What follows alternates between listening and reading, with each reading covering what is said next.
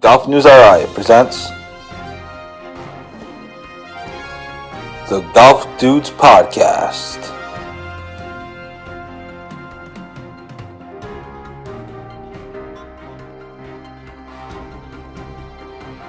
Here are the dudes.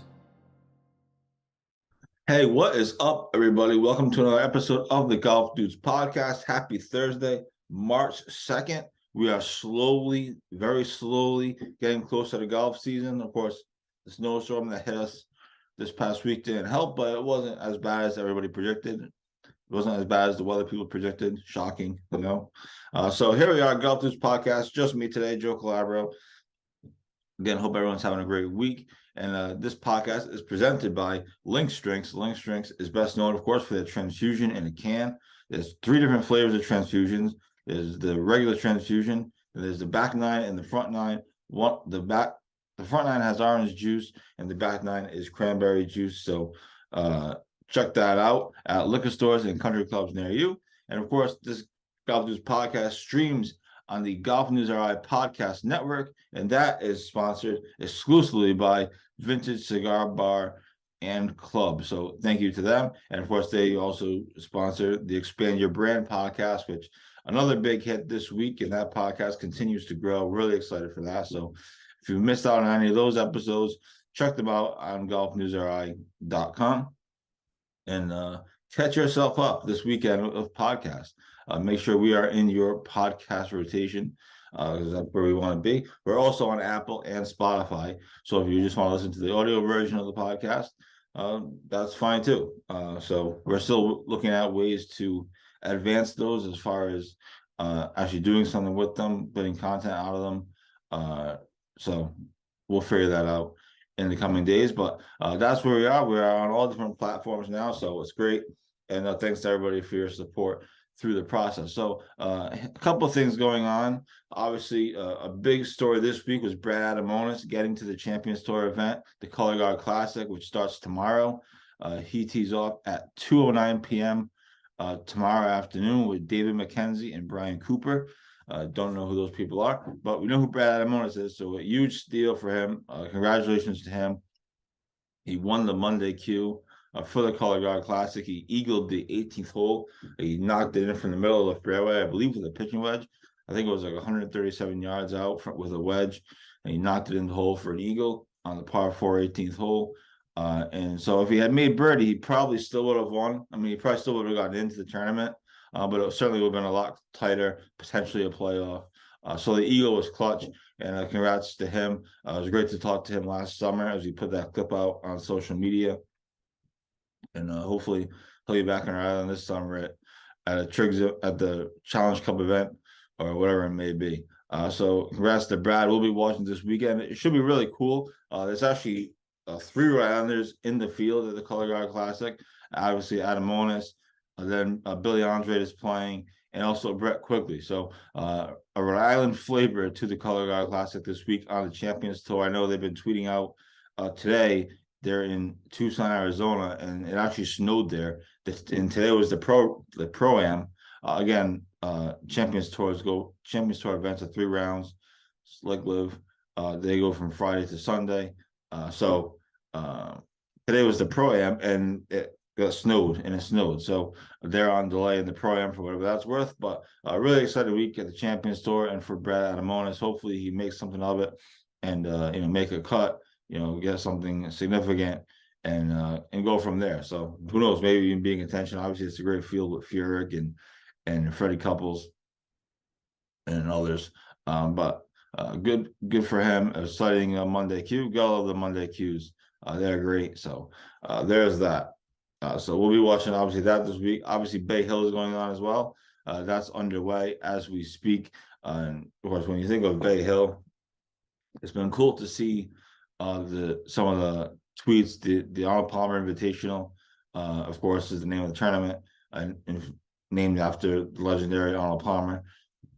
And it's been cool to see some of their tweets and some of their social media content, showing kind of, the other day they had Arnold Palmer had written letters to all the players who had won his tournament in past years. So they had like, Tiger Woods and Rory McIlroy and whoever else, and they're all like typed out letters from Arnold Palmer, and you could read all the letters and stuff. So that was really cool. And I guess they have the Arnold Palmer experience. You can actually hit balls. I'm assuming on a simulator with Arnold Palmer's actual clubs that he used. So and you see these things like blades are like that thin. It's like how do you even hit a ball like that? But obviously he did. Back in the day, the game was much different, for sure. I'm actually reading a book called The Story of the Masters by David Barrett. It's on the floor next to me. That's why I was looking over. I didn't want to make sure I got the guy's name right. And it talks about, it takes you all through the years of the Masters. And it's really exciting. It's really cool. I'm on 1994 or 5. But it starts like way back in like the 30s, whatever it is. But you see how the game changes, and similar to our one socket dynasty story, obviously on a much bigger scale. But similar to that is how we went through the years, and you could see how the game changes through the years, and you see that with the Masters, with this Masters book. So anyway, it's a good book. I recommend it. I'm not done with it yet, but I'm close. So I'm getting to the good parts, the Tiger Woods years. That's coming up in like a year or two. In the book, I mean, not a year or two in the book, not like literally a year or two. So, anyways, with the Arnold Palmer Invitational, obviously, you always makes you think of Arnold Palmer and how great he was, and what an ambassador he was for the game. He really was one of the first players, if not the first player, to have his own private jet. He really kind of was among the first to bring fashion into the game of golf, and now obviously fashion is a major factor in golf, is a big thing in golf. I like to think I'm fashionable. I mean, I currently look like shit, but other than that, so there's that. So, and for me, it always goes back to my Arnold Palmer story, which I've told a million times for sure. And that's when he came to the CBS Charity Classic in 2005, 2006. One of those years. I never remember the year off the top of my head, but it was one of those. And I was a volunteer. I used to volunteer at the CBS Classic, obviously, over at Rhode Island Country Club, and I was a marshal, which means I got to hold a quiet sign, quiet please. That. So I was a marshal on a tee. Couldn't tell you what tee box it was. I don't, but he was playing. He was with Billy Andrade's group. He was playing with Billy. I forget who the other pairing was. It could have been Faxon, but he was playing with Billy, and he came over to the tee, and obviously he was older at this time and basically retired from professional golf for the most part. But he would just show up. Him and Billy had a connection through Wake Forest. But he came to this tournament, and he played a little while. He played a handful of holes, whatever, and he came to the tee box, and I was just standing there like a starry-eyed kid. And he came over and asked me how I was doing. And I said, good. How are you doing? As a kid would say, and he said, I'm good. I'm tired. And so it's just time to hit. And, he goes, oh, I have to hit again. Because he was tiring out. It was obviously, it must have been later in the course. Again, I don't remember what hole it was, but it was pretty cool for him to I was just standing there. I mean, he just came over and asked me how I was doing. For no reason, but that's I guess who he was, and that's kind of what he means to golf. So I'll always have that Arnold Palmer story, and I've told it a million times. I think I even wrote about it, but there's that. So that's what we have for tour stuff. People wondering about Davis Chatfield. He's still on the Corn Ferry Tour. The Corn Ferry Tour has actually been off for a couple of weeks. I think they come back to action in a week or two. They kind of take a break. So they've actually been off. That's why there's been no Davis Chatfield updates. He did play in the Monday queue for the Honda Classic, I believe, 2 weeks ago or last week. Obviously, as we reported, he didn't get in, but he's been off for a couple of weeks. The Corn Ferry Tour has been off for a couple weeks. So that's why you haven't seen any Davis Chatfield updates in a while, but they'll be coming in full force soon. Don't worry. Also, Chris Francoeur obviously didn't make the qualifier for the Puerto Rico Open. He finished over par. And that was a bizarre situation at the Puerto Rico Monday Q, because the guys didn't finish, and they had have a playoff the next day, so Tuesday, and then they had to catch a flight to Puerto Rico like that day, basically, to to go play in the Puerto Rico Open, and obviously flights to Puerto Rico are probably not cheap, I don't imagine. So that was kind of a bizarre situation, is that the Monday Q didn't finish, but Francoeur obviously was not in contention. So, and then Will Dixon, he's been on a break for a while now. He's been so I have his schedule on my notes and my phone, like he shared his schedule with me, and he's been making changes and updating it, and all different things. So he's been on a break for a little while. He's gonna be playing in some Corn Ferry Tour Monday Q's coming up, and hold on, I can tell you right now. March 19th is when he returns to action, at least according to his current schedule. And he's a Monday Q, Corn Ferry Tour Monday Q in Savannah, Georgia. So that's where he is. Again, he's been on a break for a while. He's added a number of events, a lot of Monday Qs, obviously. He's really trying to focus on that this year. So we'll have updates from him when he returns to action. And so that's where we are. Obviously,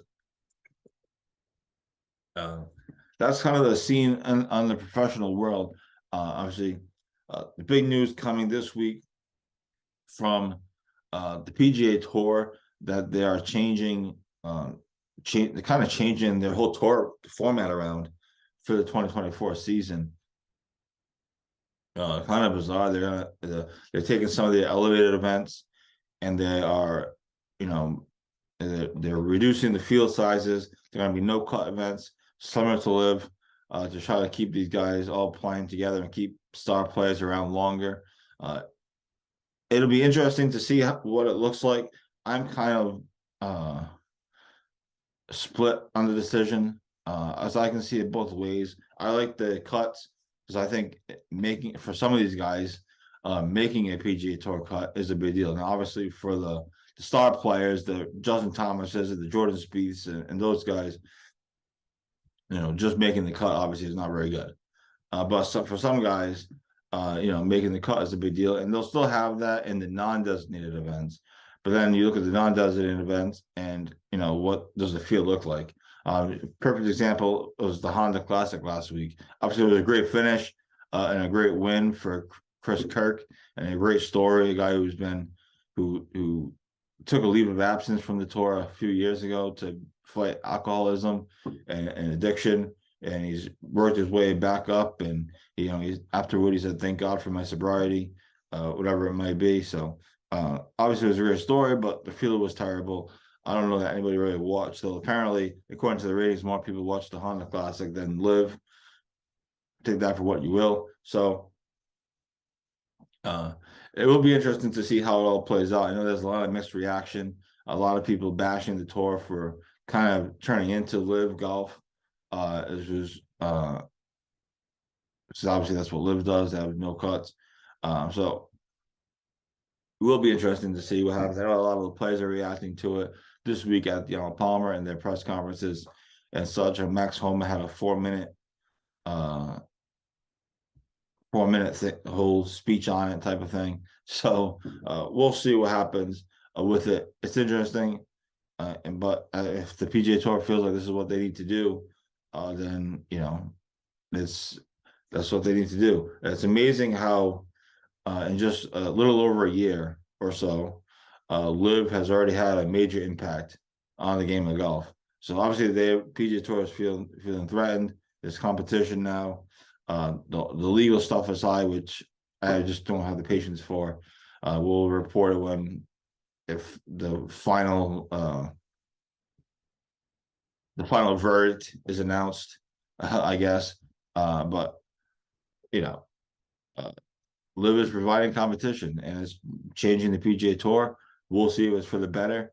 We'll have to wait and see. The changes aren't coming until 2024. So this year will be obviously the regular season. And the other thing to keep in mind is the changes are not affecting the players or any of the majors. So all the majors will be the same. The players' championships will be the same. I know Rory McIlroy hinted at it in an interview with Golf Channel the other day that the cut thing is not set in stone. So we'll have to wait and see. I guess what that looks like, but that's what's been reported so far. That was in the memo from the PGA Tour to the players, and we'll see what else. But that was the big story that broke yesterday. The PGA Tour making more significant changes, because they already made changes this year with designated events, or elevated events. Some people are calling it designated events. Some people are calling it elevated events. Whatever you prefer. So that will be something to watch for. A few other things going on. Have some updates on GolfNewsRI, what we're going to do this summer, what we're hoping to do this summer, and other things. So stay tuned for that after this commercial break. This is the Golf Dudes Podcast. Billy Andrade joins the show. Billy, thanks so much for doing this, and we appreciate you taking the time. Well, thank you. Thanks for having me. I'm excited. I'm very excited to be joined by an 11-time Emmy Award winner, and that is Armin Katayan. Massachusetts Women's Amateur Champion Allison Paik. The days of the country club just being golf and maybe one amenity are gone. Unfortunately, Metacomet doesn't have those.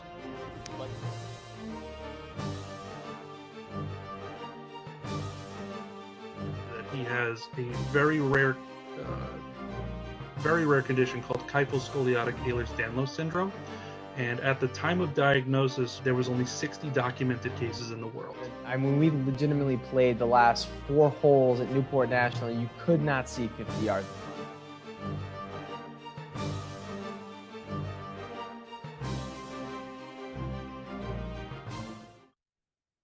Welcome back to the Golf Dudes Podcast, presented by Link Strength, streaming on the GolfNewsRI Podcast Network, which is, of course, sponsored by Vintage Cigar Lounge and Club. A few things coming up with them. Coming in April, we're going to start with the Cigar of the Week, the Golf Cigar of the Week. So that's going to be really awesome. I know we did one back in January-ish.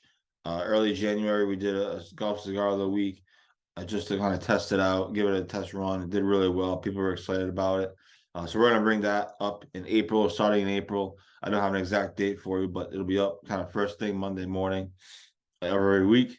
And so that should be great. So check them out. I'm really looking forward to spending more time there. Not that I'm a big cigar smoker. I don't actually smoke cigars at all, but just the vibe of the place is really cool. The Charlestown location is going to be awesome. Can't wait to do some podcasting there. I know Jeff and Austin have talked about that as well. So really cool stuff coming up on that front. Anyways, so I want to get into some updates for GolfNewsRI and where we are, where we're going, etc. A couple other quick things to hit on. Before that, I know a lot of people were excited about the story about Spargo Golf moving to Buttonhole, and they're obviously moving from Mulligan's Island. We had that story earlier this week, so congrats to them on their new office over at Buttonhole next to the Rhode Island Golf Association facility. So congrats to them. Obviously, this continues to bring up the question of the uncertainty of Mulligan's Island. There haven't really been any updates on that I have seen. I know Mayor Hopkins told GolfNewsRI last summer that there are multiple things on the board for it. There are multiple bids or multiple proposals for it on the board. So we'll see about that. We'll see what happens. Again, no updates on Mulligan's yet. But with Spargo moving out, and you certainly wonder that you continues to bring up questions about the future of that facility with Topgolf opening right down the street. The building is starting to come around. If you drive by there, you can kind of see in the distance. It's starting to really look like something. So be sure to keep an eye on that as well. So we'll see. The uncertainty of mulligans is continuing to be a story, and will continue to be a story as we go on here. Again, any updates or insights that we have, we'll certainly offer. As of right now, it's kind of there's a lot of waiting and seeing. But Mayor Hopkins did tell us last year that there were multiple bids on the board and multiple proposals on the board, whatever language he used. So there's that. Patrick Wells, tough finish for him at the Southern Highlands Collegiate. He was tied for the lead at one point, and then he had 3 bogeys on the back 9 that kind of hurt his chances. Obviously, he finished 9th, but obviously a good tournament for him. One step closer to turning pro. Basically, is how I'm looking at it. Oklahoma is a good team. Obviously, they'll have a chance in the NCAA's, but it's a little bit of a rebuilding year, kind of a mini rebuilding year, as much as those programs can rebuild. But they've been competitive. They're nationally ranked. I think they're 9 in the country. Patrick is number 8 in the PGA Tour University, so it's important to either stay there or move up, because he gets exemptions into an exemption into the Korn Ferry Tour upon graduation. Now, whether he plays one more amateur circuit this summer or not is up in the air. I guess it depends on what he can get himself into. Because if he, for example, if he won the Southern Highlands Collegiate, he would have gotten into a PGA Tour event, right? The Shriners Children's Open, which he played in last year. So if he had won this week, he would have gotten to play in that again. But he could only play in it as an amateur. So if he graduated and turned pro, you lose that exemption into that tournament because you qualified as an amateur. So we'll see if he gets into any other PGA Tour tournaments this year. I know he got the sponsors exemption at Torrey Pines, obviously, back in January, which was cool. But if he has sponsors exemptions to the PGA Tour over the summer, or gets in by winning a college golf tournament, whatever it may be, obviously then he'll probably play Roman amateur circuit, because you want to take. I would think, I could be wrong, but I would think you want to take that PGA Tour start as opposed to turning pro and then having to figure it out from there. And also, I think it's probably best to start on the Korn Ferry Tour at the beginning of the season as opposed to in the middle of it. But we'll see. I mean, that's all uncertain. I could be completely wrong. That's just my thoughts and my insight on the situation.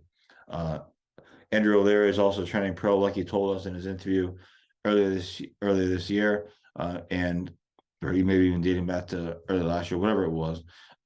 So he'll have a decision to make as well. He's not going to have the exemptions that Patrick is going to have, or that Davis. Davis didn't have, and he Q schooled. But all things to watch at the Rhode Island golf scene. What a time to be in the Rhode Island golf scene, for sure. And we are covering it all. So thanks to everybody for following along. So a couple of things before we wrap this up and move on with your lives. So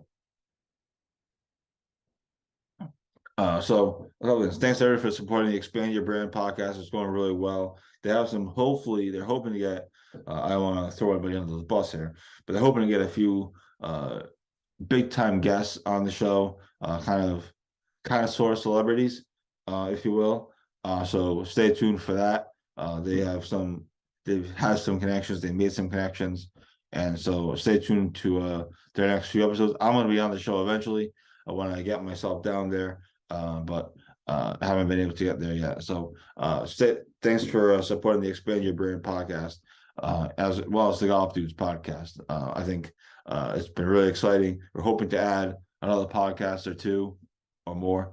I mean, if it turns out that way, to the network, and we'll see what happens with that. We're having some conversations and some talks about different things. The other thing, obviously, coming up is March Madness, the NCAA tournament. A brutal loss for Providence last night to Xavier. What it means, as time will tell, but it certainly could drop them in seeding. It certainly drops them in the Big East seeding, as they'll be probably a 3 or 4 seed now in the Big East tournament as opposed to a 2 seed. If they're a 4 seed, that means they're playing UConn in the first round, which would be exciting. Thursday, that'd be a Thursday afternoon game in Madison Square Garden. The place would be electric, but I prefer to avoid UConn in the first round. But all the games are going to be hard.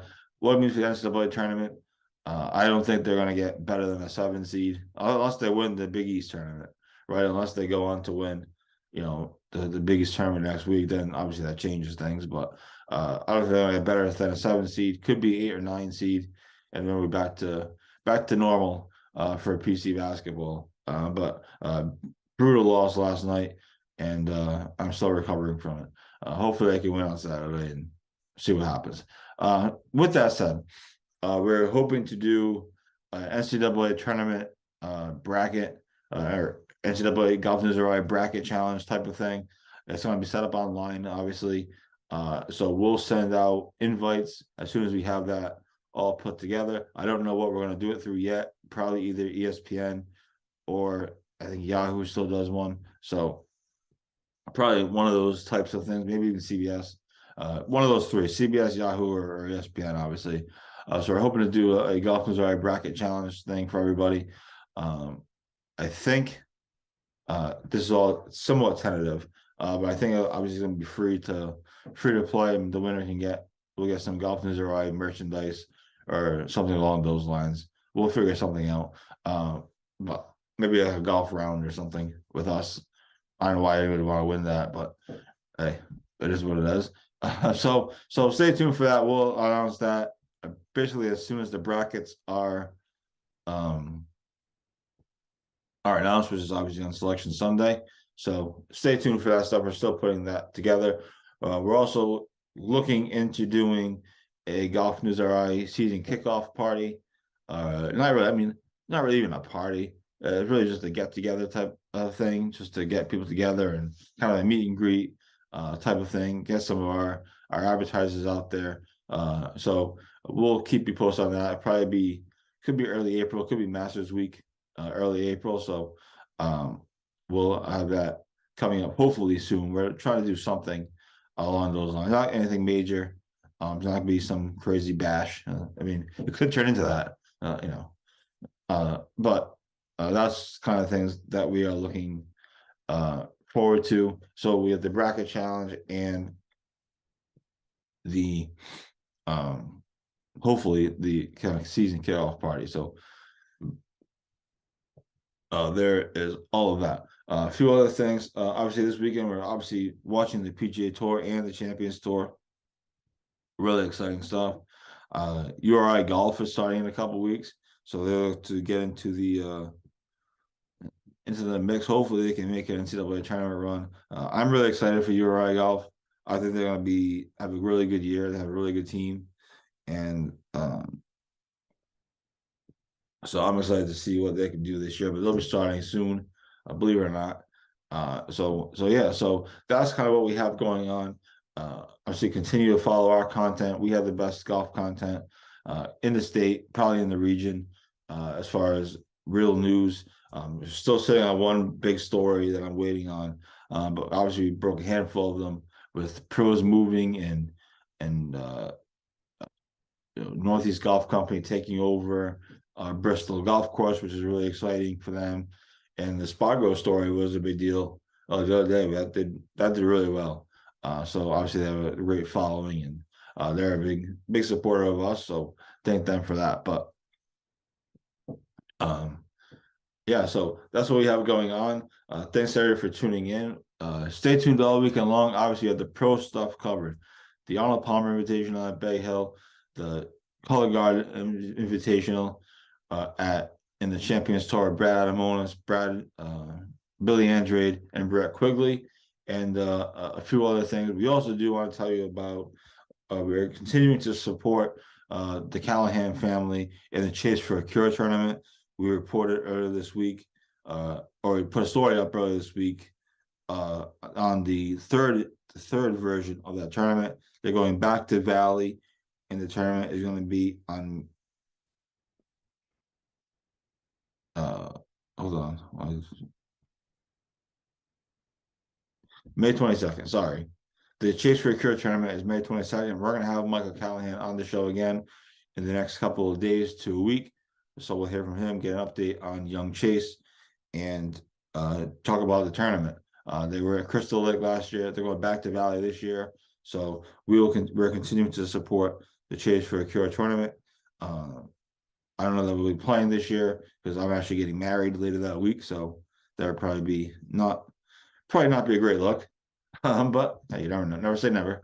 So anyway, we're continuing to support Chase for a Cure and sign up for the tournament. We've already, the reaction that we got by posting the story, we had multiple people message both on Instagram and on Facebook saying that they were going to put a foursome in. So I don't know how many foursomes they're at or how many foursomes they're looking to get necessarily.